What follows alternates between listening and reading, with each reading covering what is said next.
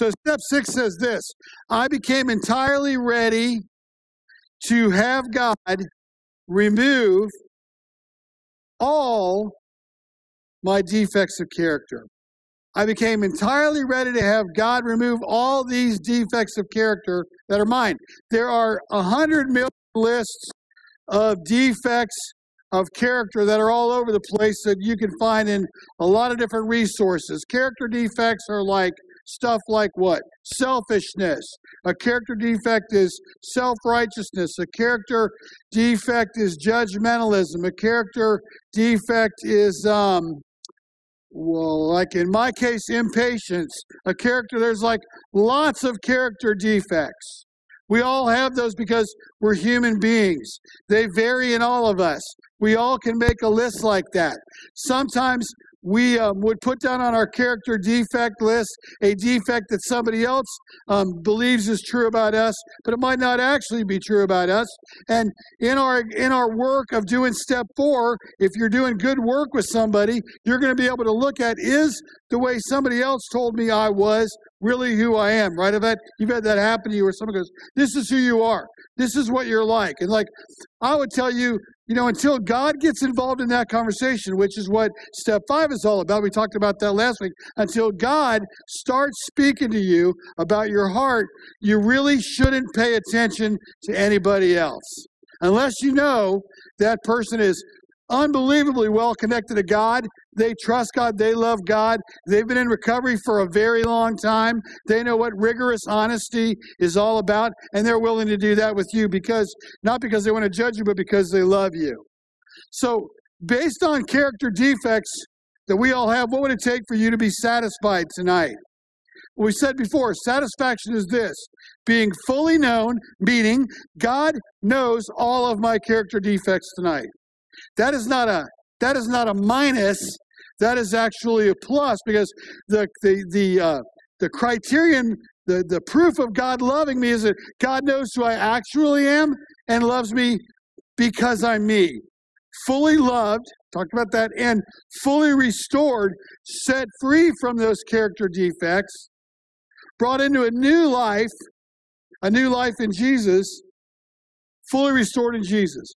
Satisfaction tonight comes down to this question: are you willing, am I willing, not to try, this is the hardest part, not to try to be my own healer, but am I willing to let God be my healer? And do I realize that real healing is only going to come from God? Like, I might try to fix myself.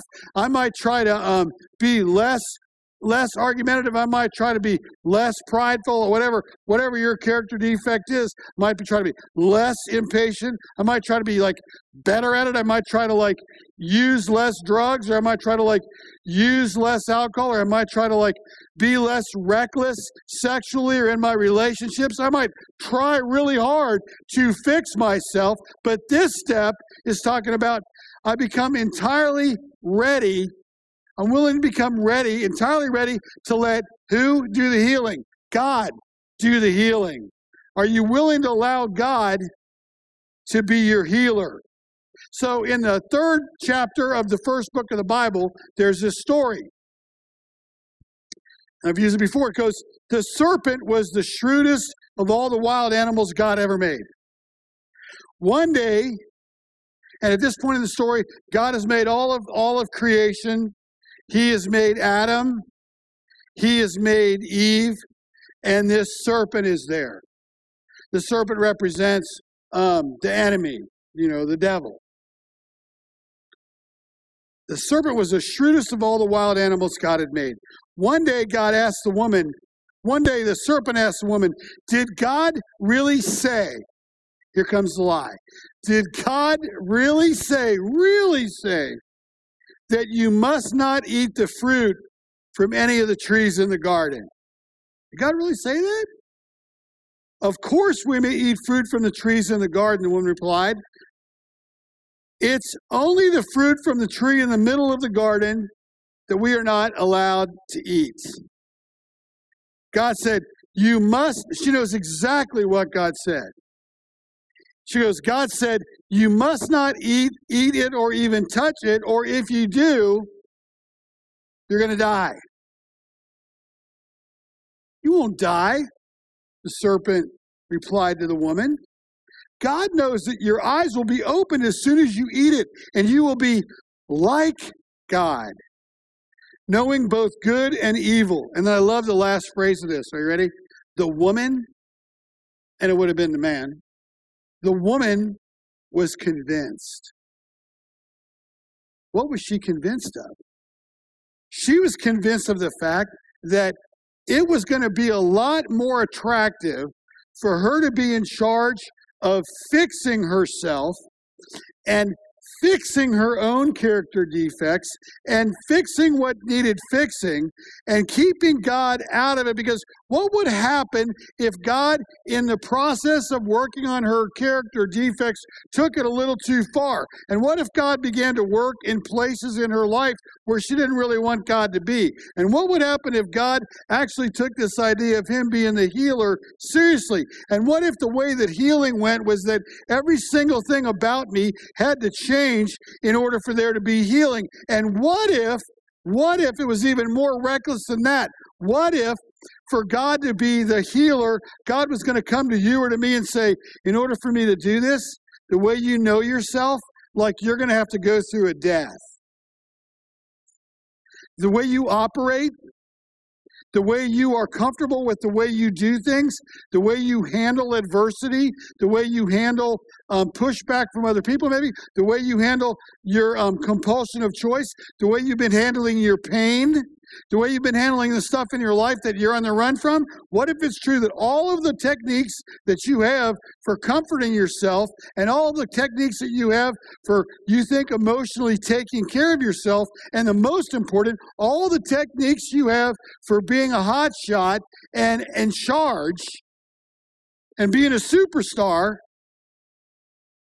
what would happen if it was true that for God to be the healer, all that was going to have to die? You know, like recovery, I've said this a million times, recovery actually has nothing to do with the cessation of the feature of compulsion that is in your life right now. Do you understand that? It really isn't about, the issue really isn't about what you're taking, what you're drinking, what you're using, what you're seeing. It's not really about any of that. It's only about your heart. And the problem is, we don't know. We think we know, but we don't know how to heal our own hearts. We go, well, I know how to heal my heart. My heart would be satisfied. I would be happy. I would be content. I would have a happy heart if just this happened. But when it happens, we find something else to be unhappy about. Why is that? Well, that's because the minute that Adam and Eve decided that they were going to take the direction of the enemy, which was to believe that they could be on equal footing with God. That's why compulsion 100% of the time is a spiritual problem. Because the minute that they decided that they could be on equal footing with God, do you know where they were? They were in hell. They were in hell. Most of the time we talk about hell, we go, well, you know, what happens is preachers use it to like threaten people, right? They're going to go, well, you know, when you die, if you don't have things right with Jesus, you don't have things right with God, if you haven't been they'll probably even be worse. So they're a really good person, lived a good life and all that. If you haven't done all that, I mean, you might find yourself in hell. It's like, no, hell doesn't wait for us to die. Adam and Eve experienced it right then and right there. How do I know that? Because they experienced, for the first time in their lives, being estranged, being apart from, feeling away from, feeling threatened by, being fearful of God. Until then, until that happened, they had no fear of God. They had no worries about how much God loved them. They had no fear about how God was going to take care of them. But the second that they decide they're going to try to play God, which is why we go back to step one, the second they decide, I am going to be in charge of my own life by myself, they're in hell. How do I know that? If they were not in hell, what would Adam and Eve done? What would they have done? What they would have done is they would have stood there. They would have known that God loved them. They would have realized that, man, we really got to talk to God about what happened here with us. And they would have waited for God to come and be with them. But what did they do? They hid it, man. They ran. They were afraid. They were terrified. They thought he was going to kill them. It wasn't that God said, God said, you will die. Well, they were dying. What was dying was trust, lovability, confidence in God, freedom to know that God was going to be their God for all time in all places, for every reason, for everything they ever needed. All of that security was shot, and they were on the run. 2 seconds before they made that decision, they were completely vulnerable in front of God, didn't think a thing of it.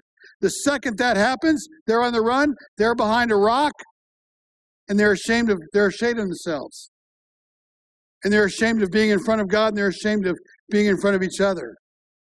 That's hell.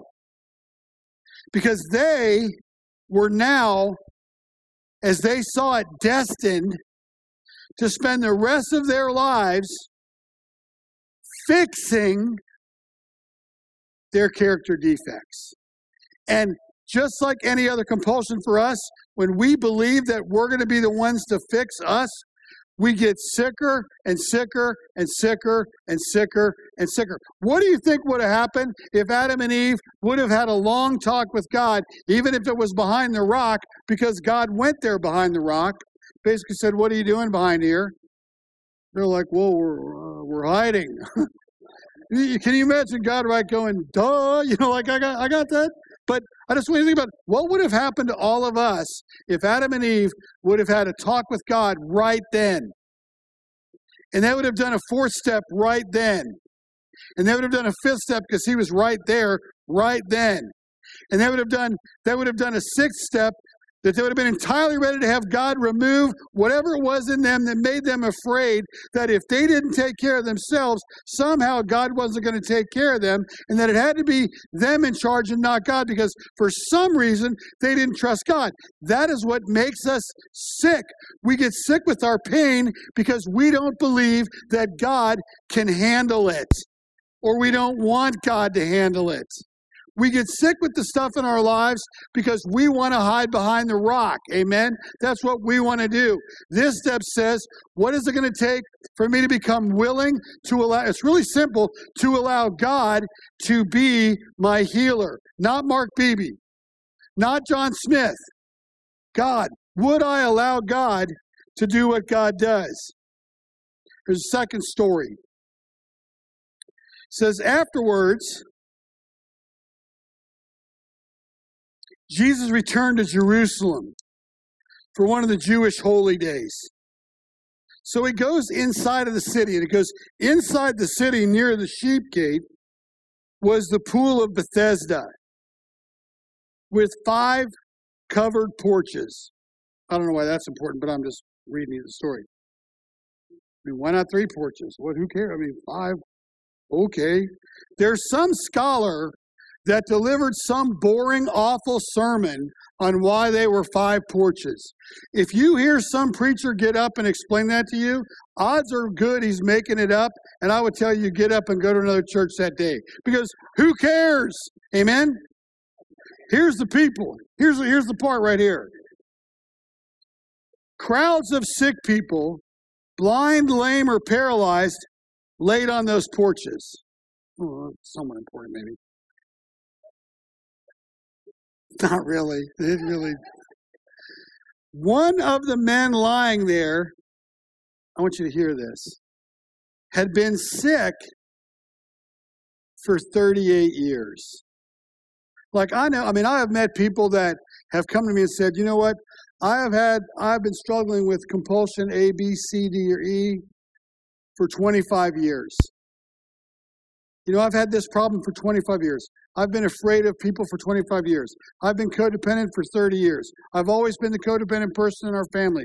And what they're really saying to me is, since it's been that way for 25 years, it's always going to be that way. I want you to hear this story. This guy had been coming as a lame guy there was a character defect in him. It looked like it was physical, right? It looked like it was physical for 38 years. When Jesus sees him and knew he had been ill for a long time, he asks him what he would ask you, what he would ask me. Do you want to get well? Do you really want to get well?